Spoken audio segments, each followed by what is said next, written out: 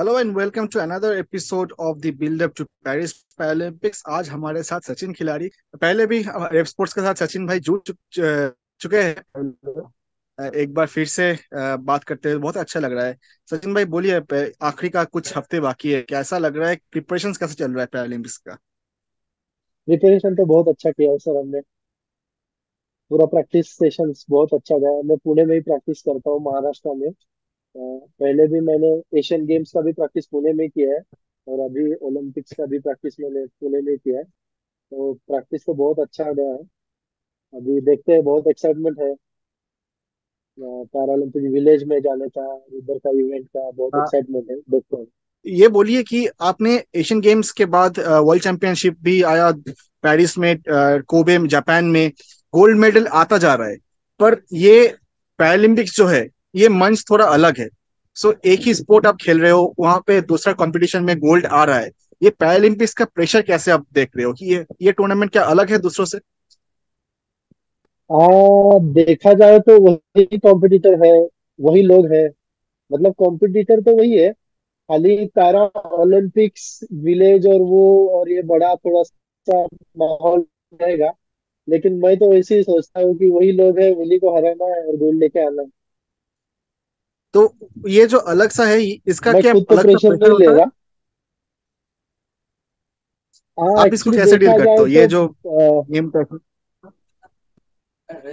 मैं तो मेरे पे ही फोकस करता हूँ। मैं ज्यादा कॉम्पिटिटर्स पे ध्यान नहीं देता। क्योंकि जब जब भी मैं खेला हूँ, जब आपने बात की अभी पेरिस वर्ल्ड चैंपियनशिप की, या कोबे जापान वर्ल्ड चैंपियनशिप की, तो मैं ज्यादा कॉम्पिटिटर्स पे ध्यान नहीं देता। मैं मेरा प्रोसेस और मेरा जो भी है इवेंट और उसका जो प्रोसेस रहता है, मेरे जो भी प्लान्स है, वही उधर जाके एग्जीक्यूट करता हूँ। और मुझे लगता है कि उसी का मुझे रिजल्ट मिलता है। एंड आपका जो जर्नी रहा है वो काफी इंस्पायरिंग जर्नी है। आपके एकेडमिक्स भी आप बहुत अच्छे तरीके से बैलेंस करते हो, इंजीनियरिंग की, स्पोर्ट्स भी इतना हाई लेवल, एलिट लेवल पे खेल रहे हो। तो ये जर्नी के बारे में थोड़ा बताइए कि how difficult it was to balance academics and sport एक साथ।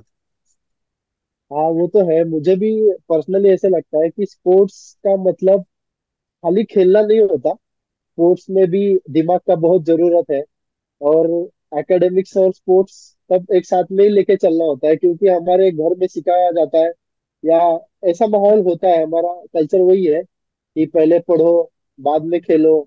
खेलते हैं तो थोड़ा सा दिक्कत होता है, घर वालों को मार के भगा के फिर पढ़ाई करने को बिठाते हैं। तो मेरा भी थोड़ा सा वैसे ही था। मैं ट्वेल्थ में ज्यादा खेला। तो जब मैं ट्वेल्थ में खेला तब मुझे एकेडमिक्स में बहुत कम स्कोर आया। मेरे को 41% ही मिला था ट्वेल्थ में। तो उसके कारण पिताजी ने मुझे बहुत टोका, बहुत मतलब कि इतना तू होशियार है और तू इतना कैसे कम आ गया। तो मेरा थोड़ा ज्यादा स्पोर्ट्स में ध्यान था। तो उसके वजह से मैंने बाद में लेकिन थोड़ा पता चला कि नहीं, ये भी जरूरी है। और मुझे लगता है कि मुझे एकेडमिक्स का बहुत ज्यादा फायदा हुआ ये स्पोर्ट्स हाँ। खेलने में, या उसका मैकेनिक्स सीखने में। जैसे हमारे में थ्रोइंग है, पावर भी लगता है, स्पीड भी लगता है, एजिलिटी भी लगता है, मोबिलिटी भी लगता है। तो ये सब एक्सेप्ट करने में मुझे थोड़ा कम समय लगा।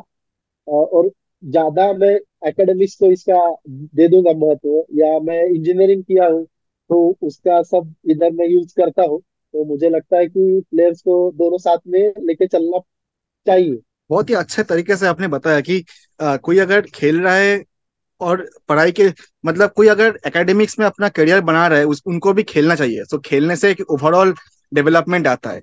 तो आपको ये इंडिया में अभी आपको कैसा माहौल दिखता है कि पैरा स्पोर्ट को लेके, स्पोर्ट को लेके एज अ होल, मतलब लोगों में मेंटेलिटी का क्या चेंजेस आपको दिखाई दिया आपके पूरा इस जर्नी में? मुझे तो लगता है कि पहले पैरा ओलंपिक्स मतलब मुझे भी पता नहीं था एक्चुअली। 2013 तक मुझे कुछ पता नहीं था कि ऐसे गेम होते हैं। मैं 2013 मतलब 2007 से 2013 में एबल बॉडी में खेलता था, क्योंकि ये पैरा का सिस्टम ही पता नहीं था मुझे।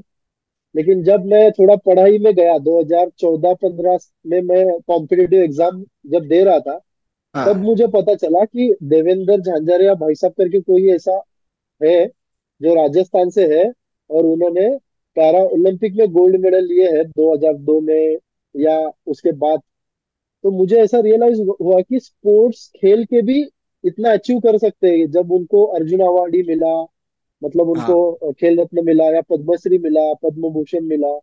तो मैं बहुत इंस्पायर हो गया उनसे कि यार हम भी खेल सकते हैं। मैं तो खेला था पहले, लेकिन 2013 के बाद मैंने छोड़ा था। लेकिन यही पढ़ाई के समय मुझे पता चला कि ये होता है स्पोर्ट्स, तब मैंने खेलना स्टार्ट किया। और जब मैं स्टार्ट किया था तब मतलब गेम्स भी नहीं होते थे, पैरा को थोड़ा हाँ कम ये दिया जाता था। लेकिन जैसे मैं 2017 के बाद खेल रहा, और 2019 से मैं देख रहा हूँ कि बहुत ज्यादा चेंज आ गया है। मतलब जैसे स्पोर्ट्स एथलेटिक्स भी बहुत ज्यादा नहीं देखते थे लोग, लेकिन नीरज भाई साहब की वजह से थोड़ा सा एथलेटिक्स के तरफ भी मतलब इंडिया के लोग देखने हाँ लगे, उनको भी अच्छा लगा, उनको मोटिवेट कर रहे हैं, उनको सपोर्ट कर रहे हैं। और जैसे उनको भी सपोर्ट मिल रहा है, वैसे हमारे प्यारा को भी थोड़ा ज्यादा सपोर्ट अभी मिल रहा है। तो ये अच्छा लग रहा है। ये हमारे समय में हो रहा है कि हम खुद को अच्छा मानते हैं कि हमारे समय में इतना चेंज हो रहा है और लोग हमको सपोर्ट कर रहे हैं। ये जो आपने चेंज की बात कर रहे हैं आप, सो इनमें सपोर्ट के बारे में कुछ बताइए कि गवर्नमेंट से कैसा सपोर्ट रहा है, कोच से कैसा रहा है, और फेडरेशन के से कैसा रहा। सो पूरा इंटायर इंडिया में सपोर्ट सिस्टम कैसा है पैरा स्पोर्ट को लेके। सबसे इम्पोर्टेंट तो आपने बात की कोच की। तो मेरे हाँ कोच है अरविंद चौहान सर, जो पूना में इधर प्रैक्टिस करते हैं। उन्होंने मुझे बचपन से मतलब जैसे मैं खेलना स्टार्ट किया, तब उन्होंने मुझे सिखाया कि कैसे होता है, क्या होता है। तब से लेके आज तक मतलब वही मेरे कोच है। तो कोच का इसमें बहुत अहम भूमिका होती है। जो प्लेयर बनते हैं, जैसे आगे आगे इलाइट लेवल पे खेलते हैं, तो कोच का इसमें बहुत योगदान रहता है। मैं बहुत दिन ऐसे भी आए मेरे जिंदगी में कि मैं ऐसे सोचता था कि अभी छोड़ दे, बस हो गया, मेरे से नहीं होगा आगे। तब वो मेरे कोच ने मुझे उस मतलब उस समय से फिर बाहर निकाला है और फिर पुश किया है। तो कोच हाँ को तो इसका बड़ा महत्व है इसमें। और दूसरी चीज रही सपोर्ट की, तो मुझे 2022 से टॉप्स मतलब इंडियन गवर्नमेंट सपोर्ट कर रहा है। हाँ तो मतलब इंडियन गवर्नमेंट की वजह से मुझे अभी कोई दिक्कत नहीं होती। मैं जैसे ही खेलता हूँ, मुझे फिजियो है, मुझे न्यूट्रिशनिस्ट है, मुझे स्पोर्ट्स साइंटिस्ट दिए हैं। मुझे जो भी इक्विपमेंट चाहिए, मतलब मैं इधर ही प्रैक्टिस करता हूँ, तो मेरे घर में ही रहता हूँ, उधर ही प्रैक्टिस करता हूँ। लेकिन पूरे इक्विपमेंट जो भी मुझे चाहिए होते हैं, मैं एक फोन करता हूँ, वहां से हमारे लोग हमें भेज देते हैं। तो सपोर्ट यही है कि आपको जो भी चाहिए इधर मिल रहा है, तो हमारा परफॉर्मेंस तो अच्छा ही होगा। तो ये रहा इंडिया का सपोर्ट। और दूसरा, महाराष्ट्र से भी हमको बहुत सपोर्ट मिलता है। जैसे महाराष्ट्र गवर्नमेंट हो गए, महाराष्ट्र स्पोर्ट्स डिपार्टमेंट हो गया, तो वहां से भी हमको बहुत सपोर्ट मिलता है।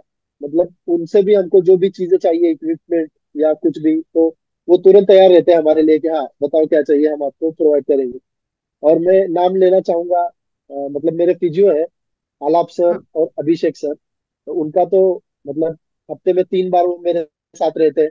तो अच्छा रहता है कि कोई डॉक्टर हमारे साथ है, तो कुछ भी इंजरी हो या हाँ। तुरंत हो, होने से पहले ही वो रहते हैं साथ में। लेकिन फिर भी कुछ हुआ हो तो वो तुरंत देखते हैं।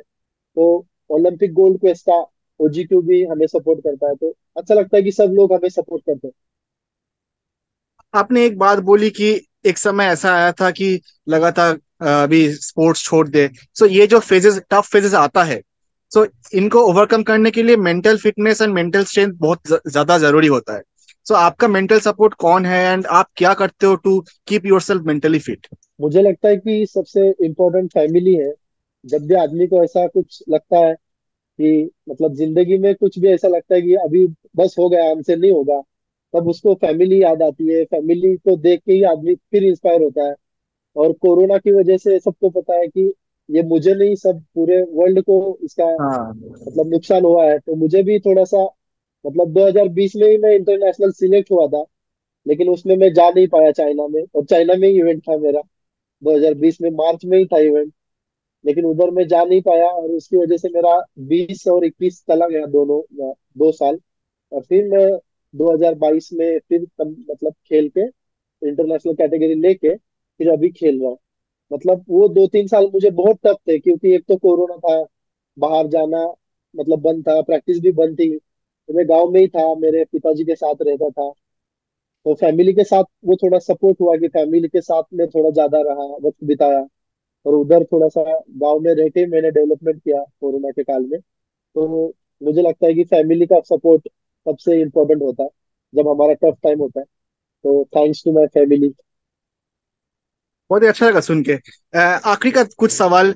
हम लोग ओलंपिक्स में टोक्यो को क्रॉस करने की बात कर रहे थे कि टोक्यो में 7 मेडल्स आया था वो क्रॉस करने, बट वो ओलंपिक्स में नहीं आया। टोक्यो में पैरालंपिक्स में 19 मेडल्स आया था। इस बार हम बोल रहे हैं कि यहाँ पे 25 to 30 मेडल्स की हम उम्मीद कर रहे हैं कि उसको क्रॉस करने का। क्या आपको लगता है कि 30 मेडल्स क्रॉस ये मुमकिन, बहुत ही फिजिबल है? मतलब मैं तो इतना छोटा प्लेयर हूँ, मैं अभी स्टार्ट किया हूँ, मुझे ज्यादा पता नहीं है। लेकिन आपने नहीं जो नहीं। बोला कि 7 मेडल थे तो 6 आए इस बार, मतलब टोक्यो में 7 थे और इस बार 6 मेडल आए।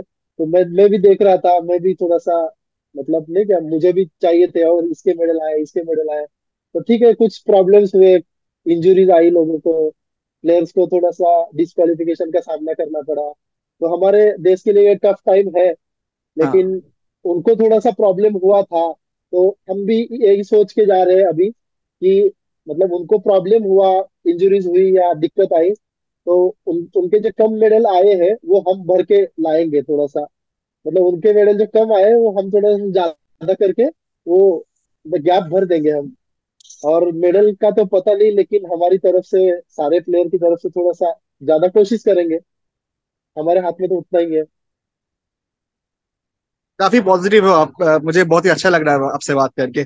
आखिरी में, ये जो आखिरी का जो कुछ हफ्ते बाकी है, कुछ दिन बाकी है, इसको आप कैसे प्लान कर रहे हो कि फोकस कैसे रखना है आखिरी का? प्रिपरेशंस, ये जो लास्ट फेज का, ये कैसे करना है आपको? मैं तो सिंपल ही रख रहा हूँ सब। आखिरी का थोड़ा सा टाइम बचा है मेरे इवेंट के लिए, अभी 13 दिन बचे हैं। तो मैं सोच रहा हूँ कि सिंपल रखूँ, ज्यादा अलग करने का कोशिश ना करूँ, डाइट पे फोकस रखूँ, जो भी पहले से चल रहा है वही कंटिन्यू करूँ। और वर्कआउट में भी मैं अलग कुछ नहीं कर रहा, जो कर पहले से प्लान किया है, जितने सीजन ऑफ सीजन वगैरह लगा के अभी तक यहाँ तक पहुंचे हैं।